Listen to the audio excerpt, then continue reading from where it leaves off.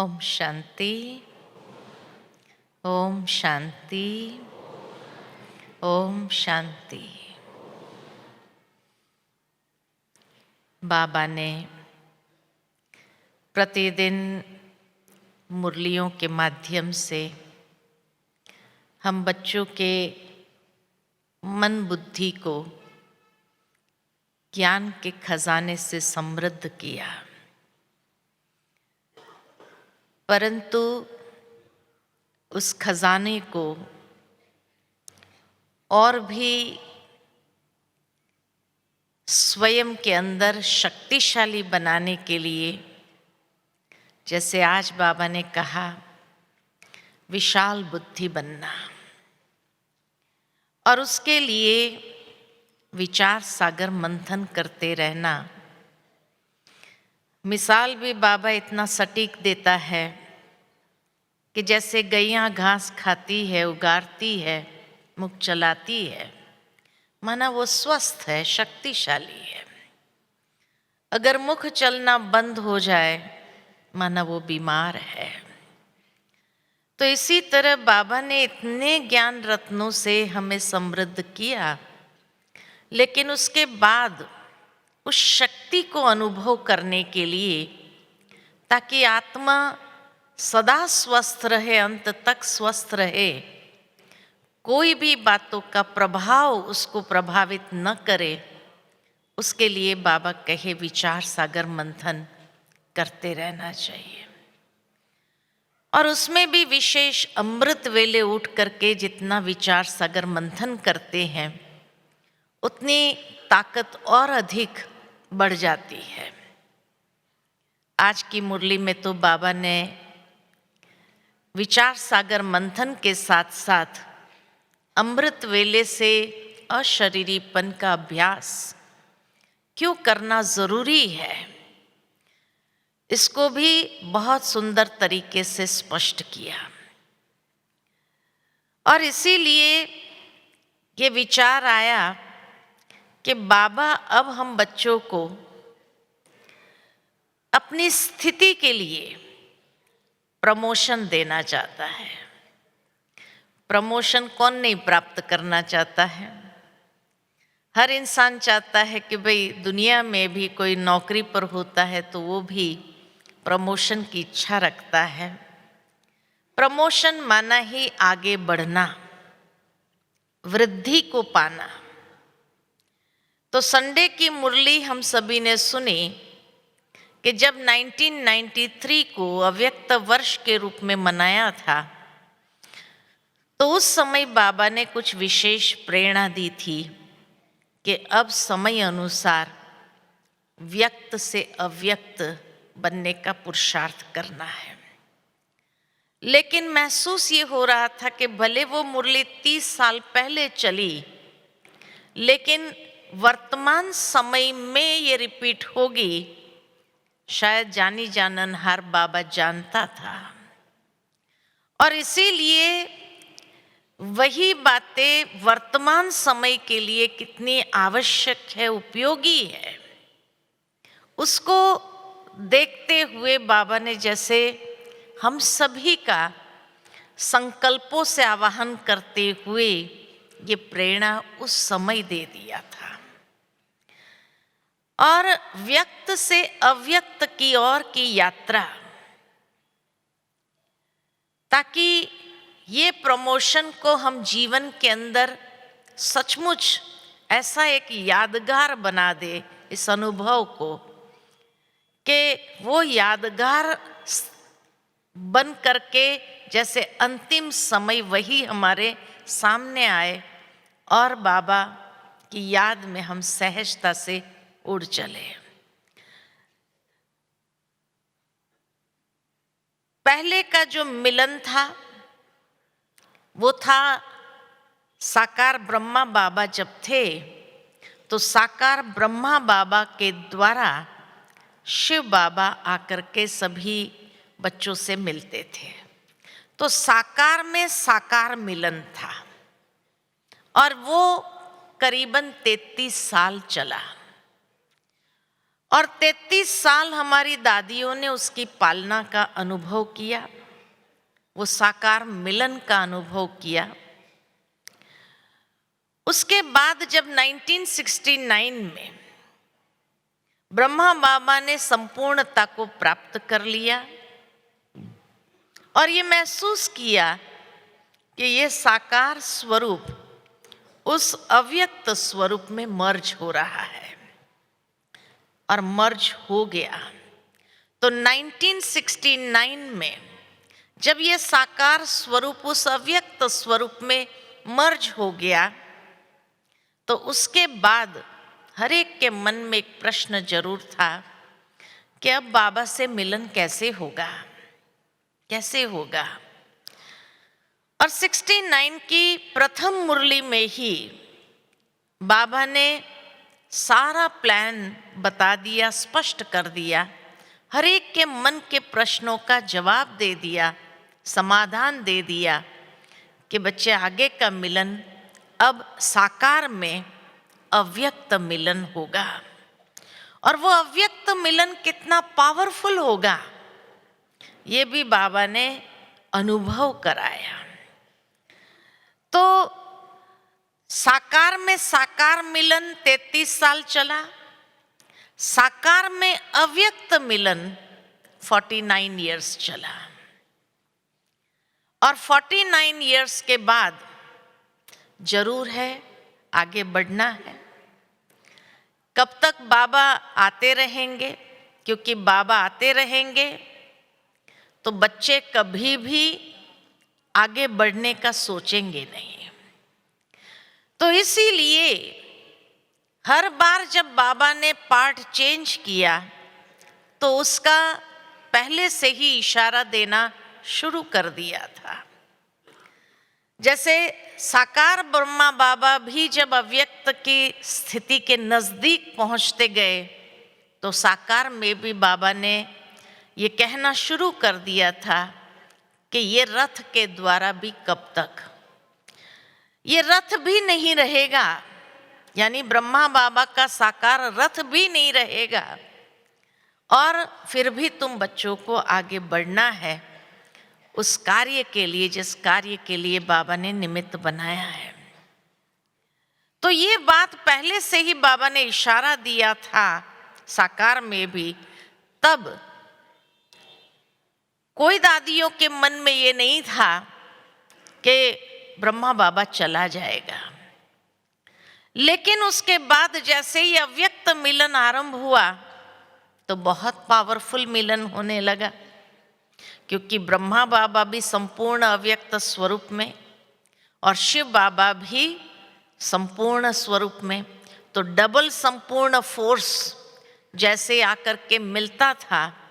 तो बाबा की एक दृष्टि के लिए भी हम कितने लालायित रहते थे, और उसके कारण हर एक को अनुभव होता था।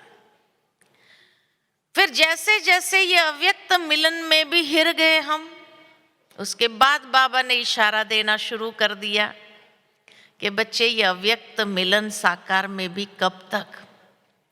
इसमें भी कई लिमिटेशन आती है, स्थान की लिमिटेशन आती है, क्योंकि पहले ओम शांति भवन में मिलन होता था तो 3000 मैक्सिमम बैठ सकते थे, बाकी सबको नीचे बैठना पड़ता था, हिस्ट्री हॉल में बैठना। तो उस समय से बाबा ने ये कहना चालू किया था कि बच्चे यहाँ स्थान का भी एक लिमिटेशन है, समय का भी लिमिटेशन है। बाबा एक एक बच्चे को कहाँ तक मिलते रहेंगे। और उस समय बाबा ने ये इशारा देना शुरू किया। भले उसके बाद जैसे ये डायमंड हॉल बना तो सभी ब्राह्मणों ने समझा अब तो स्थान का कोई लिमिटेशन नहीं, कितने भी बैठ जाए, लेकिन ये स्थान भी छोटा पड़ने लगा, क्योंकि वृद्धि नेचुरल होती गई। और हर बार बाबा जैसे धीरे धीरे समेटते गए। पहले मुझे याद है कि जब हम लोग फर्स्ट टाइम आए थे बाबा से मिलन मनाने 1975 में, तो उस समय न ओम शांति भवन था, न मेडिटेशन हॉल था, हिस्ट्री हॉल में बाबा के सन्मुख मिलन होता था। और हिस्ट्री हॉल में एक एक को बाबा आधा घंटा मिलता था। क्यों? क्योंकि इतना समय था, इतने लोग ही नहीं आते थे हिस्ट्री हॉल में मिलन। माना कितने होंगे? बहुत बहुत तो 50 लोग होते थे बाहर से आने वाले, बाकी तो जो घर वाले होते थे। एक एक को बाबा आधा आधा घंटा देते थे। फिर धीरे धीरे बाबा ने समेटा, परिवार परिवार से मिलने लगा।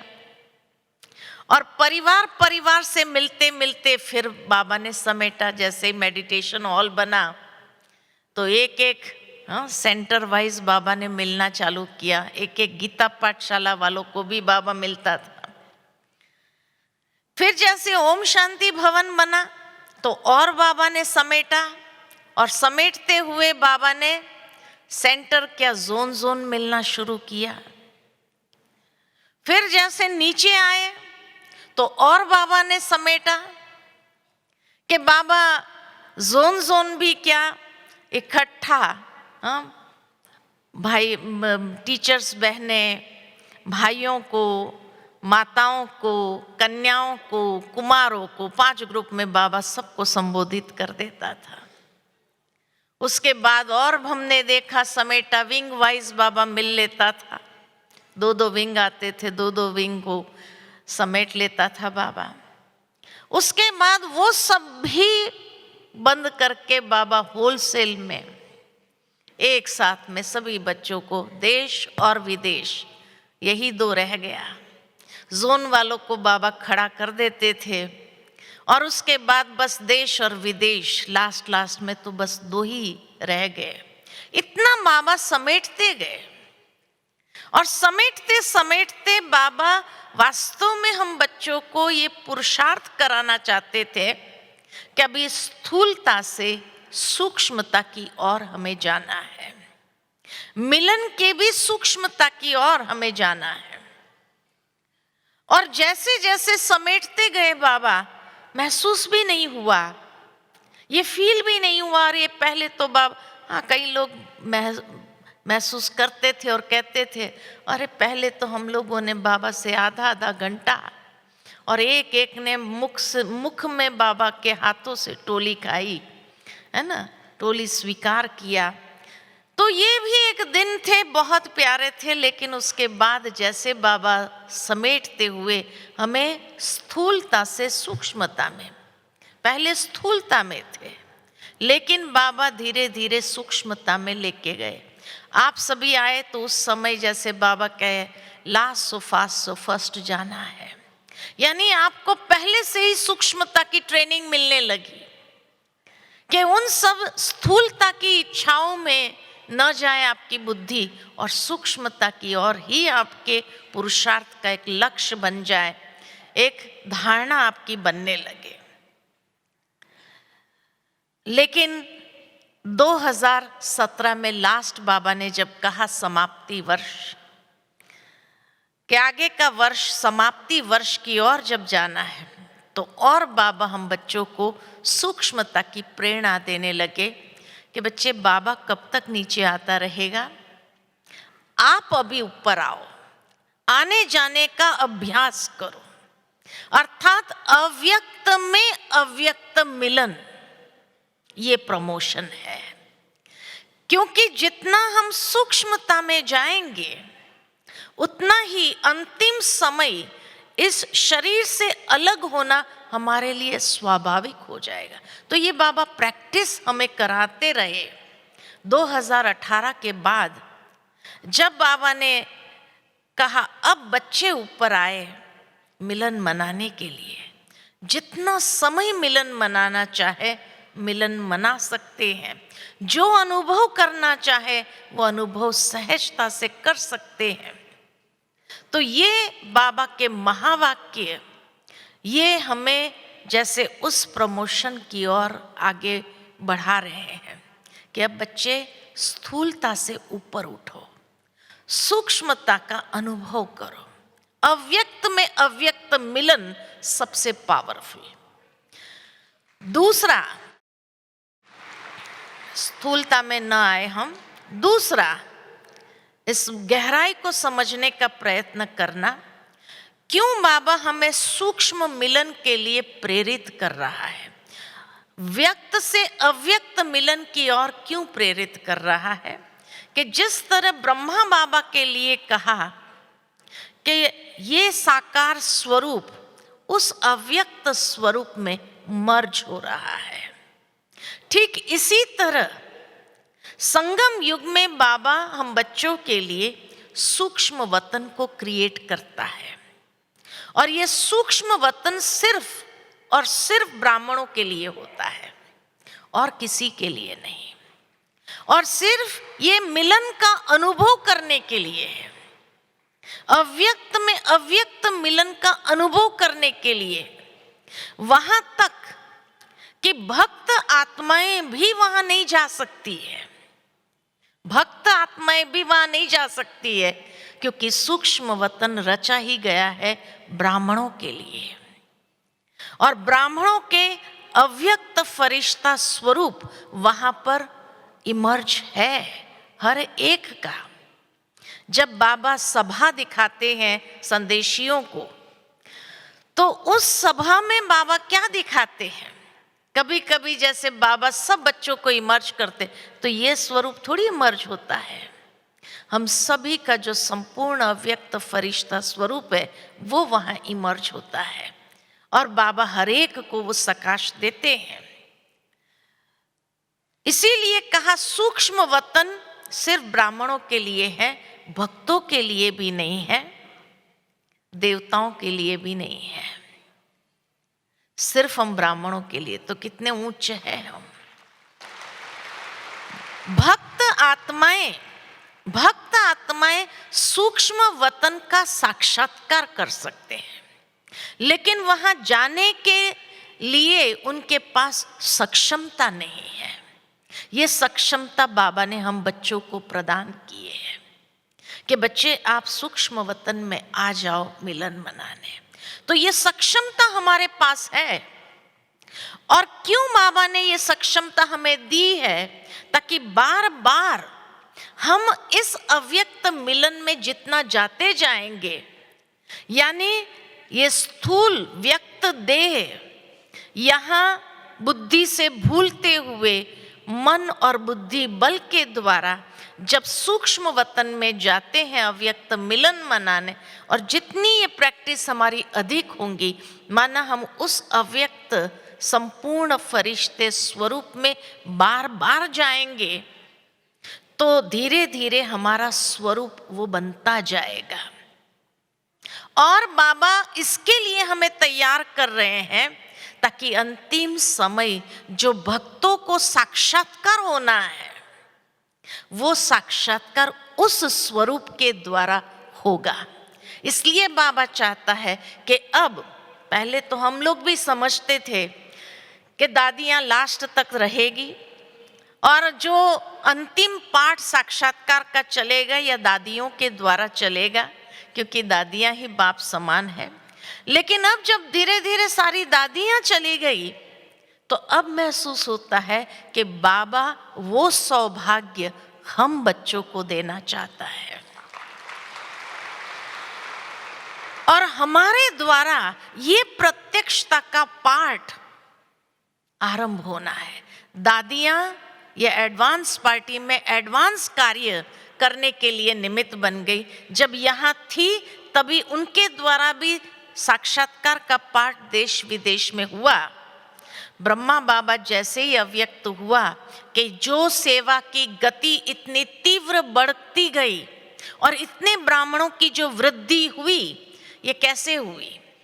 तो ब्रह्मा बाबा अव्यक्त हुए, अव्यक्त से ये पाठ शुरू किया, लेकिन दादियों को निमित्त बनाया, दादियों का साक्षात्कार लोगों को हुआ। मुझे याद आता है कि जब कहा जाता कि अमेरिका के अंदर कोई सेंटर नहीं था, तब कई लोगों को प्रकाशमणि दादी का साक्षात्कार हुआ, और प्रकाशमणि दादी का साक्षात्कार होते वहां सेंटर खुला पहला। इसी तरह कईयों को गुलजार दादी का साक्षात्कार हुआ, कईयों को जानकी दादी का, तो इतने विदेशी भाई बहनों को साक्षात्कार हुआ मुझे याद है कि एक बार बड़ी दादी जी ने क्लास में विदेशी भाई बहनें जब बैठे थे तो पूछा कि कौन कौन को ज्ञान मिलने से पहले साक्षात्कार हुआ। चाहे ब्रह्मा बाबा का साक्षात्कार हुआ था, चाहे कोई ना कोई दादियों का साक्षात्कार हुआ। आप मानेंगे नहीं, 90% विदेशियों ने जो हाथ उठाए थे साक्षात्कार के बेसिस पर, कि साक्षात्कार से वो ज्ञान में आए। तो दादियों के द्वारा तो ये पाठ बाबा ने करा दिया, लेकिन खाली दादियों के द्वारा थोड़ी होगा। इसलिए दादियों को आगे की सेवा के लिए प्रमोशन मिल गया, लेकिन हम बच्चों को भी ये सौभाग्य बाबा देना चाहता है। और इसलिए बाबा कहते हैं जितना जितना आप व्यक्त से अव्यक्त की ओर जाएंगे उतना आप साक्षात्कार मूर्त बन जाएंगे। और आने वाले समय में जो बस अंजलि के लिए जो आत्माएं तरसती है, जो भक्ति करती है, भगवान बस हमें थोड़ी सी अंजलि मिल जाए, तो ये अंजलि देने का कार्य हम सब ब्राह्मणों के द्वारा बाबा कराना चाहता है। लेकिन उनके द्वारा होगा जो अव्यक्त स्थिति यहाँ साकार में बनाना आरंभ करेगा। और ये स्थिति कैसे बनेगी? जितना ज़्यादा हम व्यक्त से अव्यक्त में मिलन का अनुभव करेंगे, आना जाना करते रहेंगे, उतनी हमारी स्थिति अव्यक्त बनती जाएगी। ये अव्यक्त स्थिति का आधार क्या है? 3-4 बातें जो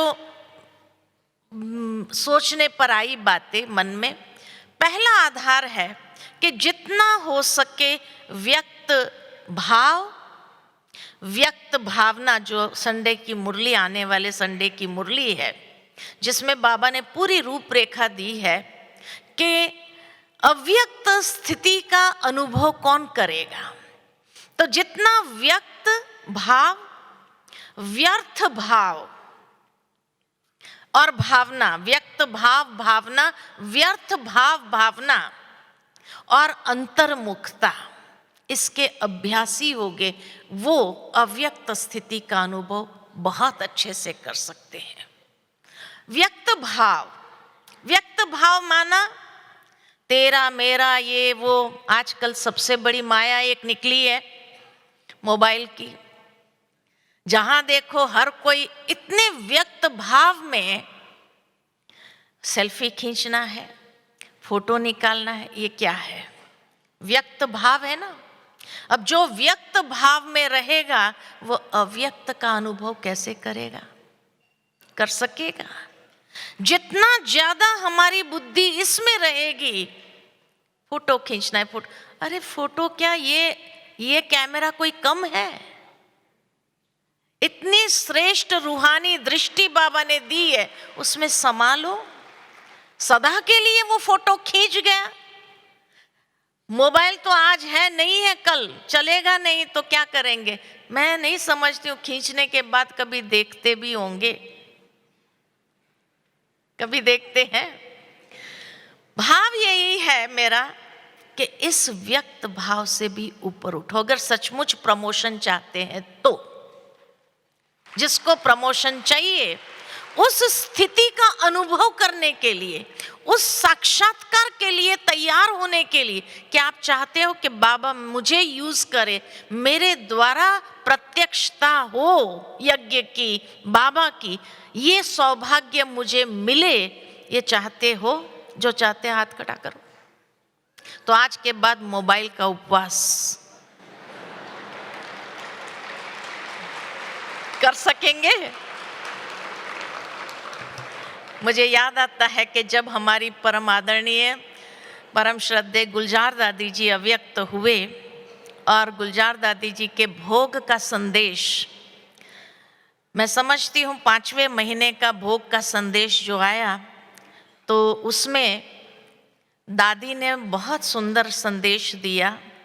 हो सकता है यूट्यूब पर हो भी वो संदेश, आप सुन सकते हैं, कि जिसमें दादी ने कहा, बाबा आजकल बच्चों के हाथ में खिलौना आ गया है और इस खिलौने में इतने व्यस्त रहते हैं कि शायद वो स्थिति ही भूल गई है उनको कि हमें कुछ करना है, हमें तीव्र पुरुषार्थ करना है। ये स्थिति भी दादी को चिंता हो रही है, ऊपर दादी को ऊपर चिंता हो रही है ब्राह्मणों को देख करके कि सब उस खिलौने में लगे हुए हैं।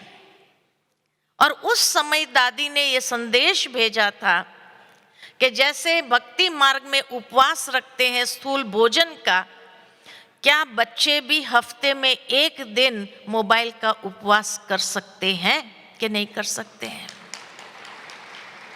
हाथ खड़ा करवाया था बाबा ने कि क्या दादी की जो ये भावना है तो हफ्ते में एक दिन मोबाइल स्विच ऑफ करके रख दो, कर सकते हैं कि नहीं कर सकते हैं?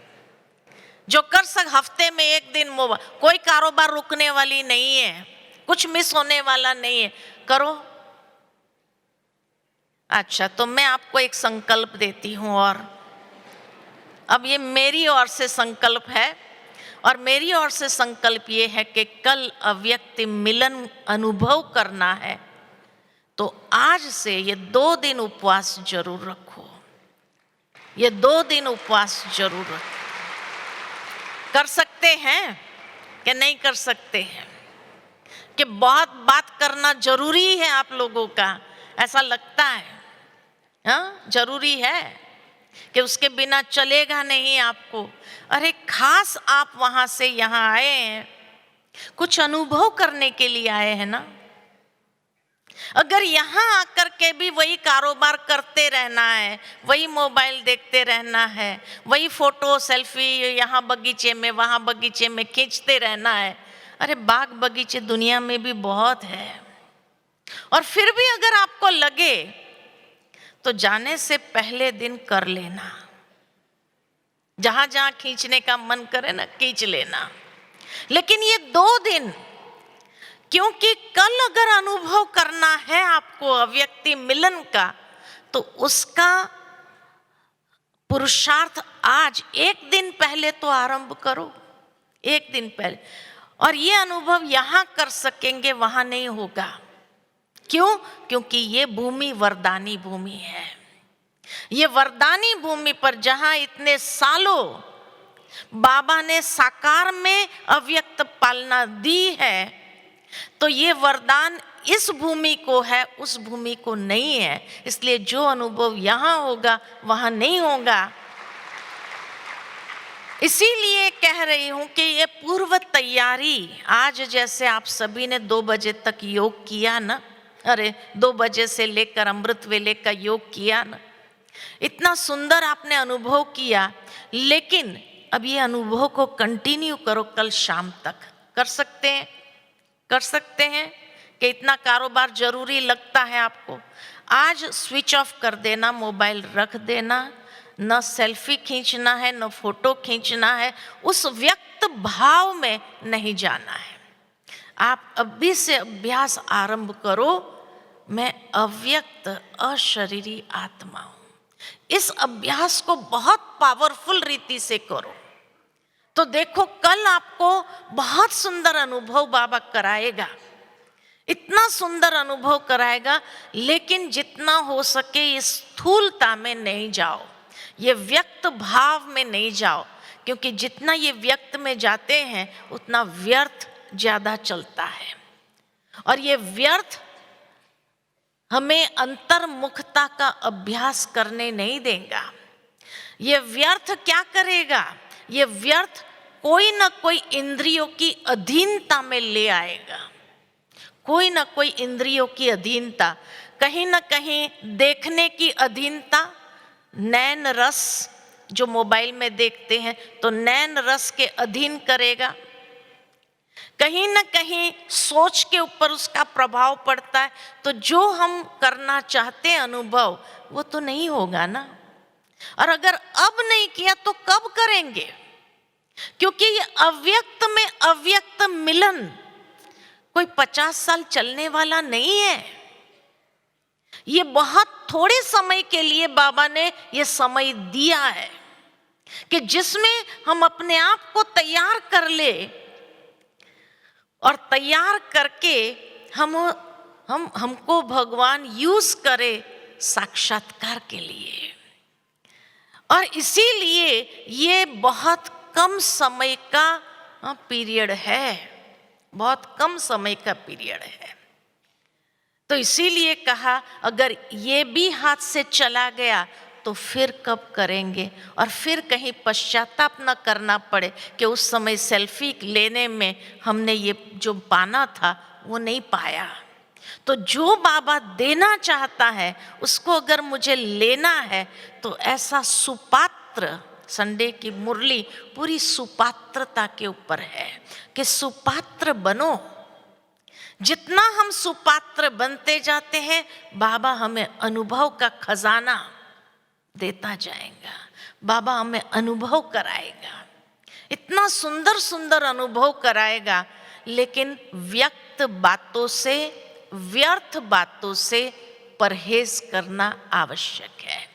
स्थूलता में न जाओ, अभी से अंतर्मुखी होकर के सूक्ष्मता में जाने का अभ्यास करो। तो ये 2 दिन तो रहेगा या नहीं रहेगा, उसके बाद जो करना है करना है ना। लेकिन फिर ये नहीं कहना कि हम तो मधुबन गए लेकिन हमें तो कुछ अनुभव नहीं हुआ। अनुभव न हुआ उसका कारण क्या, कहीं ना कहीं आपकी अपनी कमजोरी बीच में आती गई। इसीलिए तो लौकिकता, जब लौकिक वालों को छोड़ करके यहाँ आए, फिर भी अभी बात करने का दिल करता है, इससे बात कर लो, इससे बात कर लो, नहीं, आप अभी से स्विच ऑफ करो। या अभी अगर करना भी है तो उसको कह दो कि बस अब 2 दिन मैं आपसे बात नहीं करूँगी, 2 दिन मेरा मोबाइल स्विच ऑफ रहेगा। स्विच ऑफ रहेगा तो कोई का आएगा भी नहीं, आपको डिस्टर्ब नहीं करेगा। तो इसीलिए जो है इसका परहेज जरूरी है। स्थूलता, व्यक्त भाव, व्यर्थ भाव से परे रहेंगे तो अंतर्मुखता की स्थिति बनेगी, और अंतर्मुखी जितना होंगे उतना ही अलौकिक अनुभव के लिए तैयार हो जाएंगे। दूसरी बात, अव्यक्त स्थिति का अनुभव करने के लिए लाइट और माइट स्वरूप बनना जरूरी है।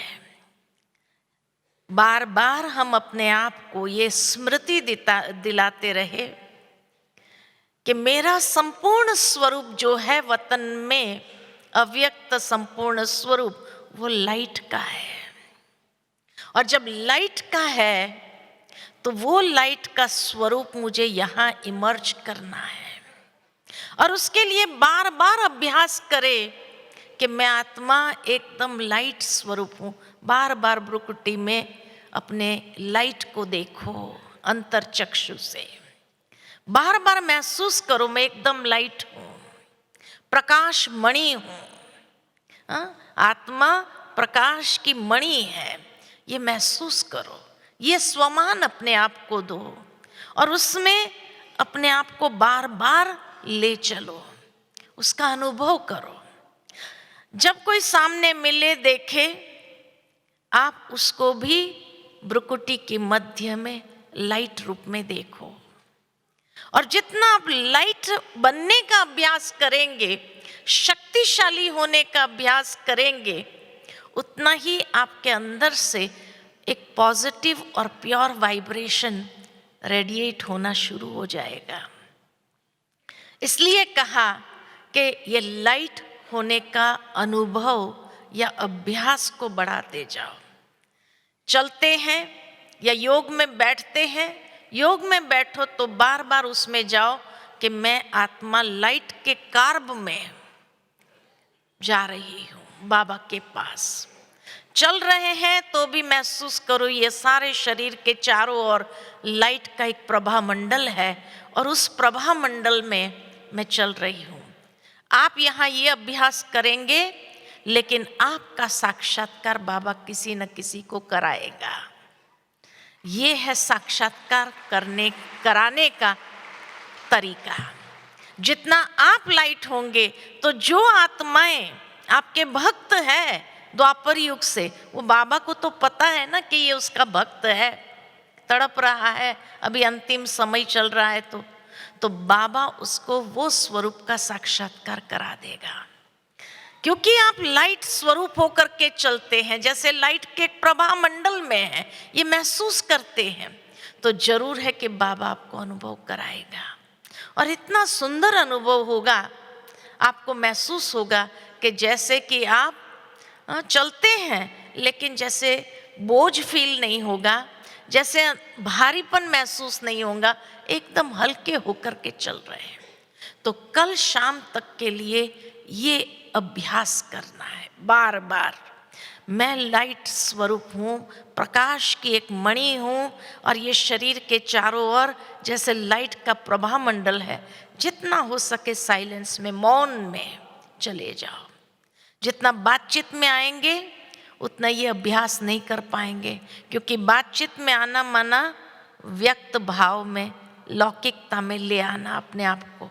तो इसीलिए कल उस अव्यक्त मिलन का अनुभव करना है बहुत पावरफुल रीति से।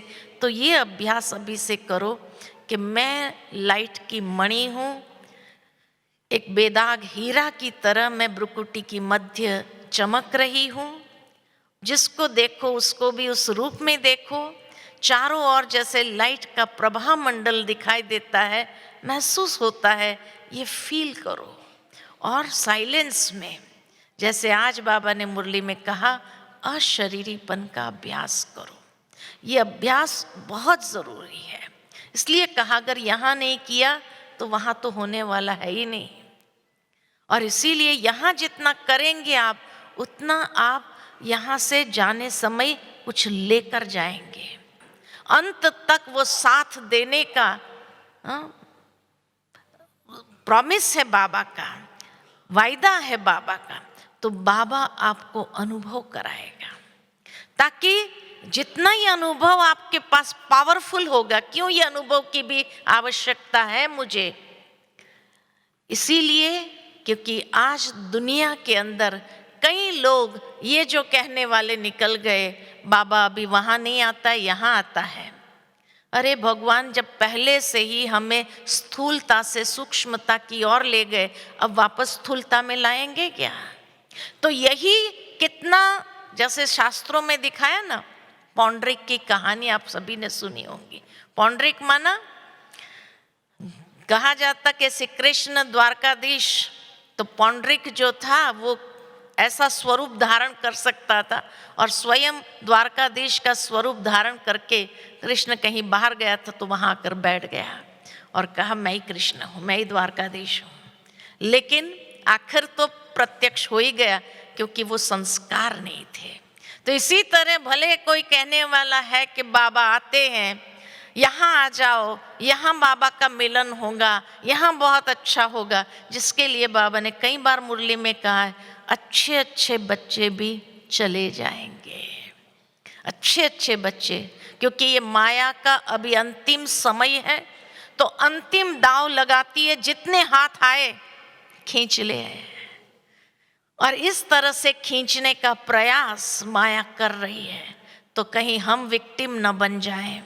इसलिए जितना आप हल्के होकर के लाइट के कार्ब में रहेंगे, तो बाबा की छत्र छाया में रहेंगे। और बाबा की छत्र छाया जहाँ है, वहाँ कोई भी माया का प्रभाव आपको प्रभावित नहीं कर सकती है, नहीं कर सकती है। आप सदा सेफ रहेंगे, और सेफ रह करके ही सदा बाबा के छत्र छाया के नीचे सुंदर सुंदर अनुभव करते जाएंगे। और अंतिम समय यही अनुभव आपको खींचेंगे उस स्वरूप में, और आप सहजता से बाबा की याद में इस देह से अलग हो जाएंगे। पता भी नहीं चलेगा देह छोड़ा है, ये भी फील नहीं होगा। माना कोई युद्ध नहीं होंगे, कोई जैसे खींचम एकदम तनातनी नहीं होंगी अपने आप से भी, या कर्म भोग की भोगना आपको नीचे खींच लाए, ये भी नहीं होगा। लेकिन सहजता से आप डिटैच हो जाएंगे, अलग हो जाएंगे, ये फील करेंगे। तो इसीलिए बाबा कहे कि ये अव्यक्त स्थिति का अनुभव करना बहुत आवश्यक है। तीसरी बात कि जितना हो सके कर्मेंद्रिय की अधीनता से अपने आप को मुक्त करो, क्योंकि कर्मेंद्रियां अधीन होंगी तो यही कर्मेंद्रियां मन को अधीन करेगी। तो तन, मन और धन तीनों का आपस में बहुत गहरा कनेक्शन है। इसीलिए बाबा ने कहा कि इन तीनों के लिए दो वृत्ति विशेष चाहिए। कौन सी दो वृत्ति? एक अनासक्त भाव और दूसरा अमानत समझना। अनासक्त और अमानत बहुत जरूरी है। ये कर्मेंद्रियां भी उससे भी अनासक्त जितने रहेंगे तो आप समझेंगे कि मैं निमित्त हूं, ये देह मेरी निमित्त है कोई कार्य करने के लिए, तो अमानत समझ करके उसको यूज कर सकेंगे। हर इंद्रियों को भी, इसी तरह मन भी अमानत है बाबा की, और इसीलिए उसको भी अनासक्त रखना आवश्यक है। और धन के लिए भी अनासक्त और अमानत, उसको समझ करके आप चलेंगे, नहीं तो हलचल में आना स्वाभाविक है। हलचल में आ जाएंगे, और हलचल में आ गए तो तन, मन, धन तीनों ही क्या होगा? डेविएट हो जाएगा। और जब डेविएट हो जाएगा तो वो आपके पर बोझ क्रिएट करेगा, बंधन क्रिएट करेगा और हलचल में लाने के निमित्त बन जाएगा। इसीलिए बाबा ने पिछले संडे की मुरली में भी ये कहा, सफल करो, श्वास को सफल करो, तो श्वास घुटन में नहीं छूटेगा। ये गारंटी बाबा ने ली कि आपका श्वास जो छूटेगा सहजता से छूटेगा। समय को सफल करो तो क्या होगा? समय बहुत अच्छी तरह से आप सहजता से पूरा समय के लिए राज्य भाग्य का भी अनुभव करेंगे। और शक्ति को या खजाने को सफल करो, जो बाबा ने एक एक खजाना बताया, ज्ञान का खजाना, शक्तियों का खजाना, गुणों का खजाना, एक एक को सफल करते जाओ, और उसका भाग्य क्या है वो भी बाबा ने बताया।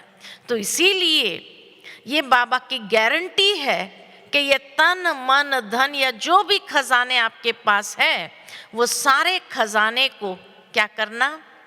अमानत समझकर सफल करना। अमानत समझेंगे तो सफल होगा, निमित्त समझेंगे तो सफल होगा, मेरा समझेंगे तो सफल नहीं होगा। जहां आसक्ति आ गई तो आसक्ति कभी भी उसको सफल होने नहीं देगा। इसीलिए बाबा कहे अनासक्त। ब्रह्मा बाबा का मिसाल बाबा ने दिया कि ब्रह्मा बाबा ने सब कुछ अपना सफल किया, तो अंतिम दिन तन के द्वारा पत्र भी लिखे, फिर क्लास भी कराया, और सारा कारोबार करके सहजता से फिर शरीर छोड़ा। तो ये होता है कि अंतिम दिन तक चलते चलते चलते सहजता से बाबा के पास पहुंच जाना। तो इसीलिए बाबा हम बच्चों को ये ट्रेनिंग दे रहे हैं, और इस प्रमोशन में जाने के लिए प्रेरित कर रहे हैं। और व्यक्त से अव्यक्त जितना हम बनते जाएंगे, उतना सहजता से हमारी बेहद की बुद्धि अर्थात सर्व के प्रति शुभ भावना, शुभकामना निरंतर प्रवाहित होती रहेंगी।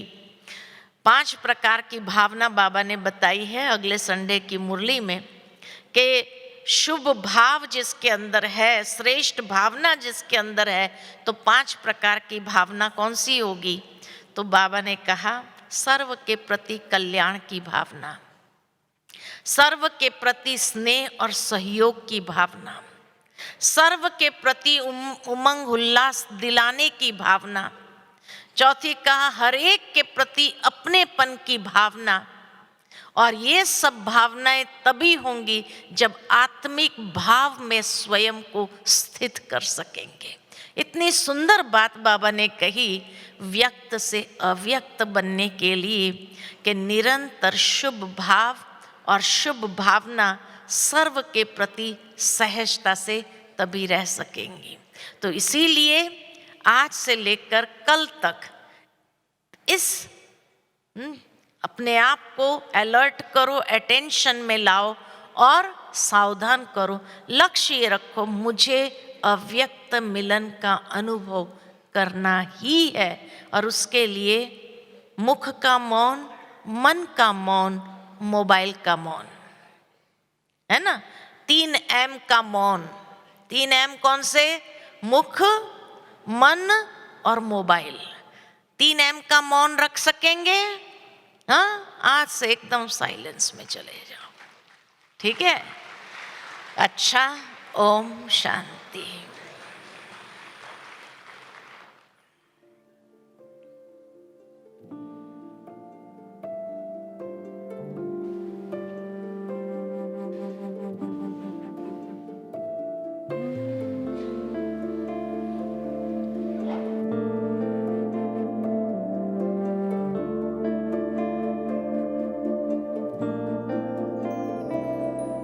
आवाज से परे, मधुर साज से भरे, अंदाज में बुलाए बाबा, पुकार के बच्चे आओ।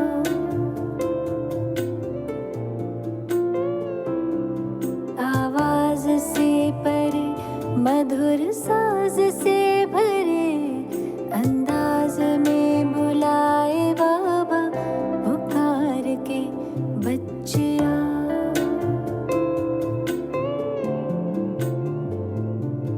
सितारों से दूर, सितारों का जहां, रहता परम सितारा, बेहद सुकून वहां। सितारों से दूर, सितारों का जहां, रहता परम सितारा, बेहद सुकून वहां। बच्चे आओ,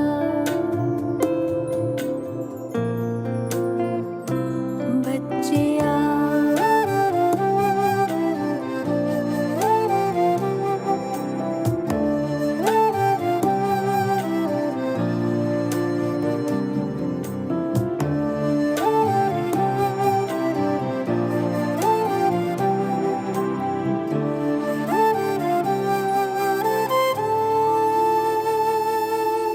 नूर समंदर दिखता सुंदर, लहराए निरंतर, आनंदित अंतर।